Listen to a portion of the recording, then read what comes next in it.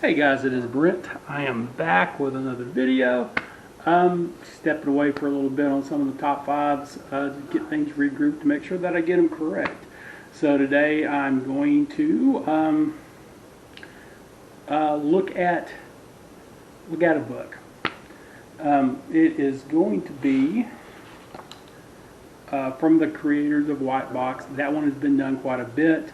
Even by some friends of mine on YouTube. I am going to do one of the other ones in the White Box series. This one is World War II, Operation White Box. Again, it is done by the same company, basic same rules. I just wanted to go over this book with you, this RPG, and give you my first impressions of it and what I think. So, before we get started, if you like these videos, give me a thumbs up. Also, hit that subscribe button. Once we get to 50, I will be giving away a free gift to one of the random 50. So, the quicker we get there, the quicker we can give something away. So,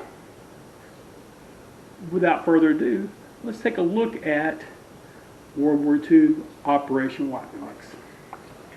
And you can get this book off of WWII. There are also some supplements with it as well. It is written by Peter Spawn. It is completely compatible with the other White Box and White Star. Let's see here.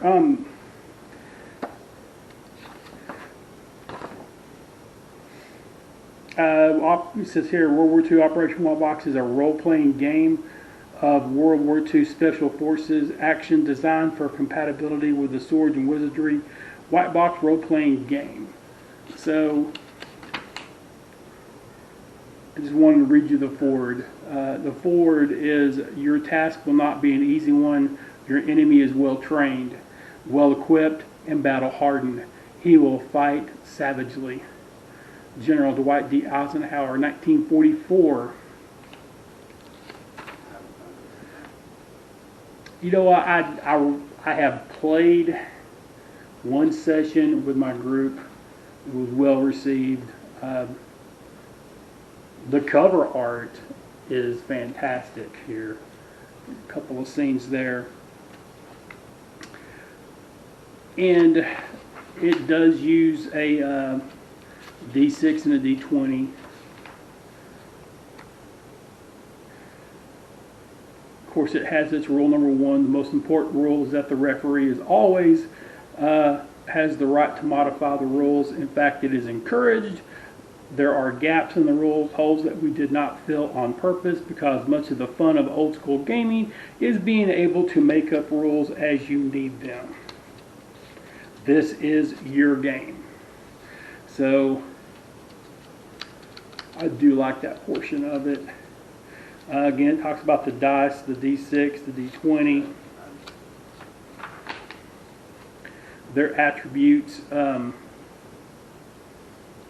They suggest rolling 3D6, taking the score. It does give the option of filling in. You don't have to go all the way down, straight down with your scores. You can apply them as necessary.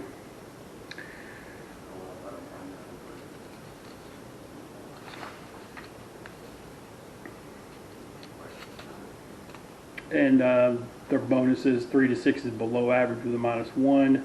Your attribute roll of 7 to 14 is average with no bonus, and then 15 to 18 is above average with a +1. So you don't get a whole lot. I mean, and you are, this is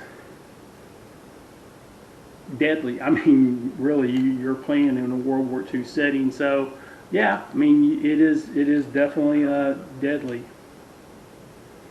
Now, they do go by experience points.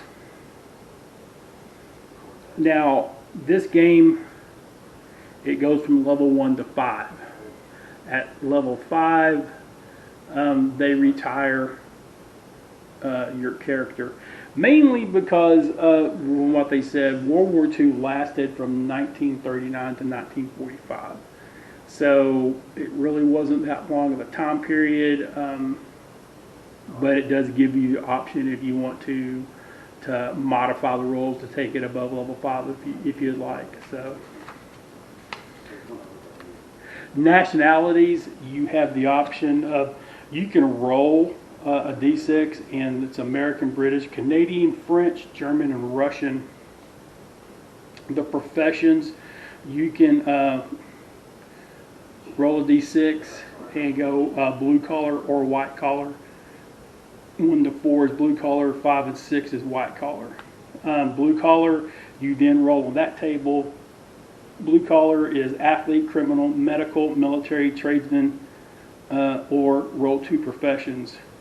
White collar is academic, artist, celebrity, religious, businessmen, or roll 2 professions. So, military rank, you can roll, you can assign. You say, oh, I want to do this. It's a kind of up to the referee, but you can roll again. 1 to 4 is enlisted, 5 and 6 is officer. The enlisted, you can roll on that table. 1 to 3 is private first class, 4 and 5 is corporal, 6 is a sergeant. Officers, 1 to 3 is second lieutenant, 4 and 5 is first lieutenant, and 6 is a major. So they skip captain altogether. Starting gear, I kind of like this. You don't get money to go buy gear. Like the military, you were issued equipment. So in this game, the referee issues the equipment to the team. Now,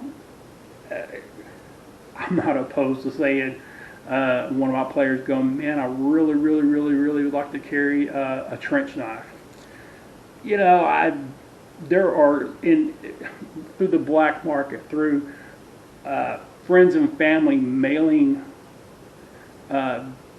equipment to the troops overseas.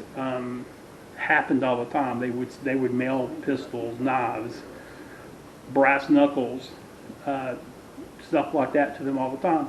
Over in Europe, before they go on black market stuff, they could go buy some of this stuff they wanted or needed that they just didn't have. So I'm definitely not opposed to give me your wish list and see what we can do with it. So definitely, I definitely like that part, especially the issue of the gear, because that does put an element of reality with it as well. And it says restrictions, weapon, armor restrictions. There are no weapons or armor restrictions in World War II Operation White Box. Certain classes have more of a certain weapons. However, characters are free to make use of any weapons available, and they got quite the assortment there.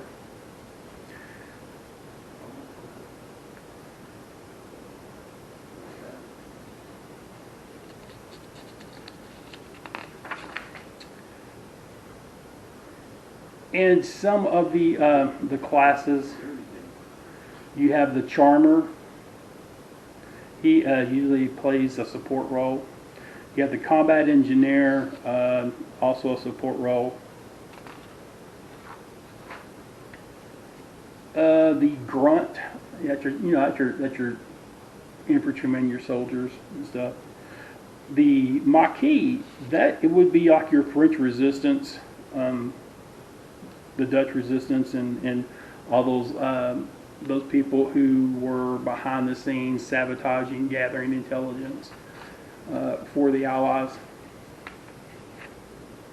You do have a sniper class, which I don't know if you can see this or not, but here it shows a photo of a female sniper, which the Soviet Union, and this is a Soviet sniper, they were very heavily used in World War II for the Soviets. It was really sad. I just watched a documentary about female prisoners in World War II. The Germans did not classify women as soldiers, So if they were captured, they were told to immediately kill them. They have no room for them because they are not part of the military. So just to kill them because we're treated as spies. So really, just chalk another thing up that the Nazis did. So. Then you have your tactician. Your tactician is renowned for their bravery and coolness on the fire. They often fight on the front lines alongside grunts. Tacticians are fearless in a fight or on a mission. They would never ask the men to do something they weren't willing to do themselves. You have your wheelman. These are, they shine behind the wheel. They are the drivers. And such for that. And then you have I'm going to maybe mess this up, and I apologize. Ubeloffer. These guys are Eastern European, German, Polish, Czech, etc. soldiers who defected from the German army and agreed to join the Allies. They can still pass as German military and can be especially useful on deep infiltration missions. They typically hold a strong hatred for the Nazi Party. They do not hesitate to engage German forces, but have a reputation as either being overzealous and quick to anger, or as cowards who flee in the face of adversity. These guys tend to be tough and hardy from harsh living conditions. So.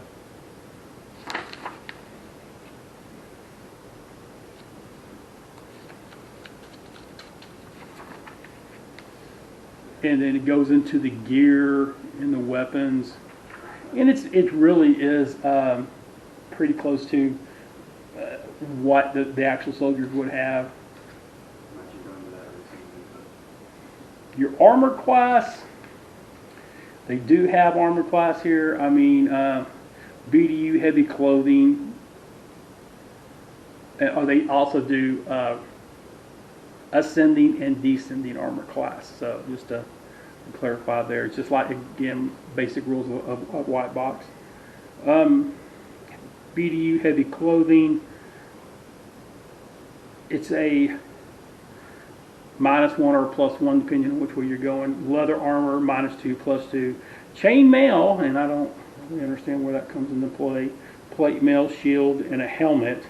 Helmet, you have to see the description, and that is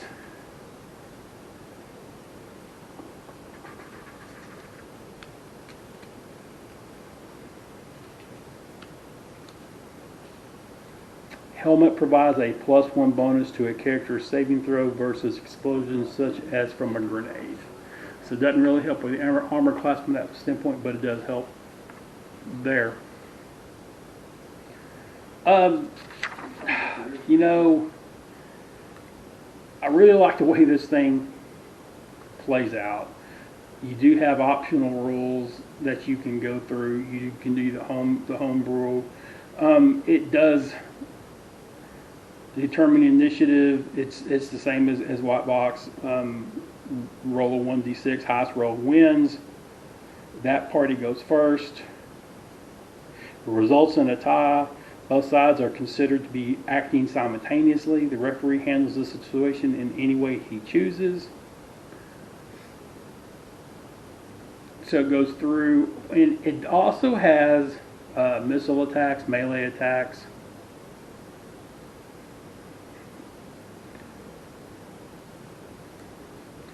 Ambushes. I mean, it goes through mortars, movement, morale, damage, and death.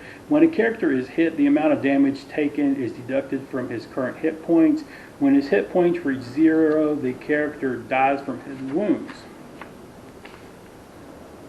Optional rules. The referee may decide to make the game a little less lethal for the PCs. In this case, character becomes unconscious at 0 and does not actually die from it for one turn. This gives the rest of the unit plenty of time to administer first aid and get the character to safety so he can heal.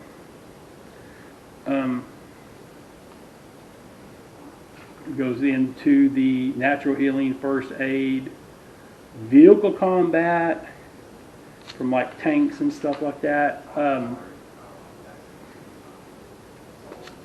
Repairing vehicles, acquiring vehicles. I mean, this book really really goes through everything.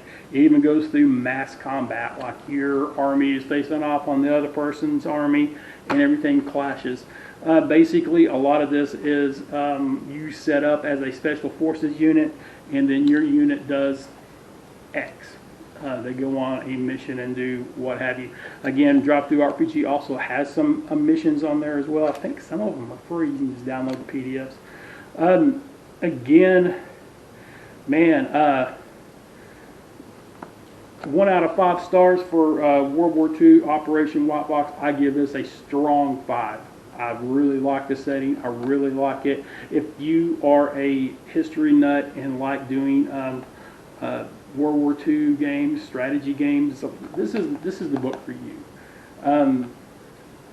Have no regrets with it. Really, I'm actually working on a campaign now for this, so it's actually going to incorporate Operation White Box, and the sci-fi edition, which is White Star. I am looking for 6 people to play on Discord and on Owlbear Rodeo. Days and times are kind of optional. I'm seeing what I have. I do have a couple people, so I do have some room. If you'd like to join us, message me and let me know. Again, 5 out of 5 stars for World War II Operation White Box. Cannot go wrong. I highly, highly recommend this. So that's going to do it for this one. Again, if you like what you see, give me a thumbs up. Hit that subscribe button, because again, once I get to 50 subscribers, I will be giving doing a giveaway to one of the lucky random 50. So until next time, guys, game on.